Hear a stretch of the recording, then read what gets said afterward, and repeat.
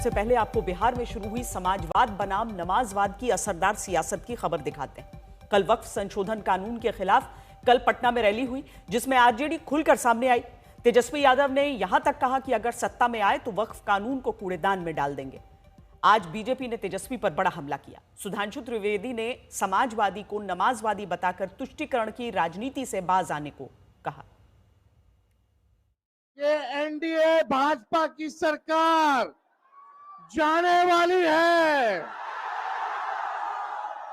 जब गरीब आवाम की सरकार बनेगी तो इस बिल को, इस कानून को बिहार राज्य जो है कूड़े के दान में फेंकने का काम करेगा।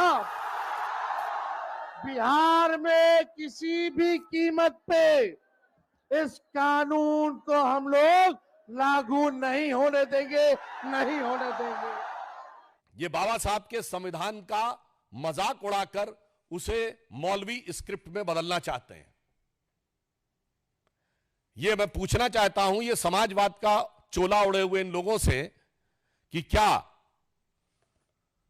राम मनोहर लोहिया जी का समाजवाद यही था? क्या जेपी का समाजवाद यह था? या कर्पूरी ठाकुर का समाजवाद यह था? भारत रत्न कर्पूरी ठाकुर जी से लेके जयप्रकाश नारायण और लोहिया जी का समाजवाद के साथ आज हम खड़े हैं, जो हम चाहते हैं हर गरीब और मजलूम को उसका हिस्सा मिलना चाहिए। मगर ये किसके साथ खड़े हैं? जो ट्रिपल तलाक के साथ खड़ा है, जो हलाला के साथ खड़ा है, जो मेहरम के साथ खड़ा है, जो हज सब्सिडी के साथ खड़ा है, जो सरतन से जुदा के साथ खड़ा है, जो आतंकियों को अपना भाई, बहन, बेटा, हाफिज बनाने के साथ खड़ा है। इसलिए हम साफ कह सकते हैं कि हम समाजवाद के पक्ष में भाजपा और जदयू खड़ा है, और आज के ये राजद और समाजवादी पार्टी जैसे दल नमाजवाद के पक्ष में जाकर खड़े हो गए। इमारत शरिया नाम के संगठन के मंच से तेजस्वी यादव ने संसद के कानून को कूड़ेदान में फेंकने की बात कही तो बीजेपी को हिंदू मुस्लिम की सियासत वाले राजनीतिक आरोप लगाने का मौका मिला। जहां अब बीजेपी के वार के बाद तेजस्वी फिर कह रहे हैं कि सत्ता में आए तो वक्फ कानून को लागू नहीं होने देंगे। आइए, भाजपा के जो सुधांशु त्रिवेदी जी हैं, इन लोगों का कोई देश की आजादी में कोई योगदान रहा है क्या?